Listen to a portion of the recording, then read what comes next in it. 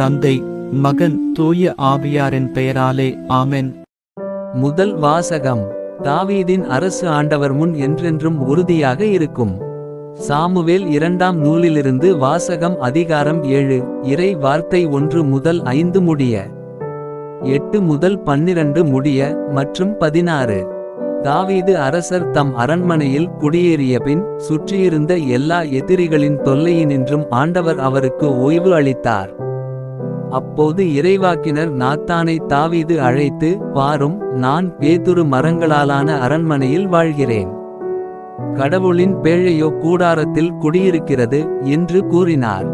அதற்கு நாத்தான், நீர் விரும்பியது அனைத்தையும் செய்துவிடும், ஏனெனில் ஆண்டவர் உம்மோடு இருக்கிறார் என்று அரசரிடம் சொன்னார். அன்று இரவே ஆண்டவரின் வார்த்தை நாத்தானுக்கு அருளப்பட்டது. நீ சென்று என் ஊழியன் தாவீதிடம் ஆண்டவர் இவ்வாறு கூறுவதாகச் சொல். நான் தங்குவதற்காக எனக்கு ஒரு கோவில் கட்டப்போகிறாயா? என் மக்கள் இஸ்ரேலின் தலைவனாக விளங்க புல்வெளியில் ஆடு மேய்த்து கொண்டிருந்த உன்னை நான் அழைத்தேன். நீ சென்ற இடமெல்லாம் நான் உன்னோடு இருந்தேன். உன் கண்முன் உன் எதிரிகள் அனைவரையும் அழித்தேன். மேலும் உலகில் வாழும் பெரும் மனிதர் போல் நீ புகழுறச் செய்வேன். எனது மக்களாகிய இஸ்ரேலுக்கு ஓர் இடத்தை அளிப்பேன். அவர்கள் அந்த இடத்திலேயே நிலைத்து வாழச் செய்வேன். என் மக்களாகிய இஸ்ரேல் மீது நீதி தலைவர்களை ஏற்படுத்திய நாள்களாகிய தொடக்க காலத்தில் தீயவர்களால் அவர்கள் ஒடுக்கப்பட்டது போல இனியும் அவர்கள் அலைக்கழிக்கப்பட மாட்டார்கள். அனைவரின் தொல்லைகளினின்றும் உனக்கு ஓய்வு அளிப்பேன். மேலும் ஆண்டவர்தாமே உன் வீட்டை கட்டப் போவதாக அவர் உனக்கு அறிவிக்கிறார். உன் வாழ்நாள்கள் நிறைவு பெற்று நீ உன் மூதாதையரோடு துயில் கொள்ளும்போது உனக்கு பிறக்கும் உன் வழித்தோன்றலை உனக்கு பின் நான் உயர்த்தி அவனது அரசை நான் நிலைநாட்டுவேன். என் முன்பாக உனது குடும்பமும் உனது அரசும் என்றும் உறுதியாயிருக்கும். உனது அரியணை என்றுமே நிலைத்திருக்கும். இது ஆண்டவரின் அருள்வாக்கு. பதிலுரை பாடல். பல்லவி. ஆண்டவரின் பேரன்பை நான் என்றும் பாடுவேன். ஆண்டவரின் பேரன்பை பற்றி நான் என்றும் பாடுவேன். நீர் உண்மையுள்ளவர் என தலைமுறைதோறும் என் நாவால் அறிவிப்பேன். உமது பேரன்பு என்றென்றும் நிலைத்துள்ளது என்று அறிவிப்பேன். உமது உண்மை வானைப் போல் உறுதியானது. பல்லவி. ஆண்டவரின் பேரன்பை நான் என்றும் பாடுவேன்.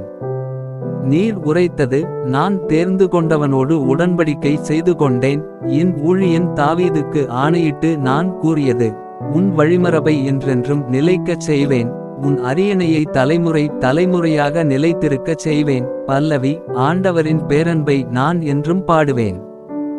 நீரே என் தந்தை, என் இறைவன், என் மீட்பின் பாறை என்று அவன் என்னை அழைப்பான். அவன் மீது கொண்ட பேரன்பு என்றும் நிலைக்குமாறு செய்வேன். அவனோடு நான் செய்து கொண்ட உடன்படிக்கையும் எப்பொழுதும் நிலைத்திருக்கும். பல்லவி. ஆண்டவரின் பேரன்பை நான் என்றும் பாடுவேன். நற்செய்திக்கு முன் வாழ்த்தொலி. அல்லேலுயா, அல்லேலுயா. விடிவின் மீனே, முடிவிலா ஒளியின் சுடரே, நீதியின் கதிரவனே, இருளிலும் மரண நிழலிலும் அவதிப்படுவோரை சுடர்வீசி ஒளிர்விக்க வந்தருளும். அல்லேலுயா. நற்செய்தி வாசகம். விண்ணிலிருந்து விடியல் நம்மை தேடி வருகிறது. லூக்கா எழுதிய தூய நற்செய்தியிலிருந்து வாசகம். அதிகாரம் 1. இறை வார்த்தை 67 முதல் 79 முடிய. அக்காலத்தில் திருமுழுக்கு யோவானின் தந்தை செக்கரியா தூய ஆவியால் ஆட்கொள்ளப்பட்டு உரைத்த இறைவாக்கு, இஸ்ரேலின் கடவுளாகிய ஆண்டவரை போற்றுவோம். ஏனெனில் அவர் தம் மக்களை தேடி வந்து விடுவித்தருளினார். தம் தூய இறைவாக்கினர் வாயினால் தொடக்க முதல் அவர் மொழிந்தபடியே அவர் தம் ஊழியராகிய தாவீதின் குடும்பத்தில் வல்லமை உடைய மீட்பர் ஒருவர் நமக்காகத் தோன்றச் செய்தார். நம் பகைவரிடமிருந்தும் நம்மை வெறுப்போர் அனைவரின் பிடியிலிருந்தும் நம்மை மீட்பார்.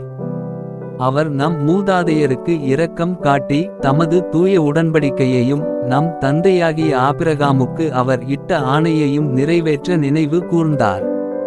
இவ்வாறு நாம் பகைவரின் பிடியிலிருந்து விடுவிக்கப்பட்டு தூய்மையோடும் நேர்மையோடும் வாழ்நாளெல்லாம் அச்சமின்றி அவர் திருமுன் பணி செய்யுமாறு வழிவகுத்தார்.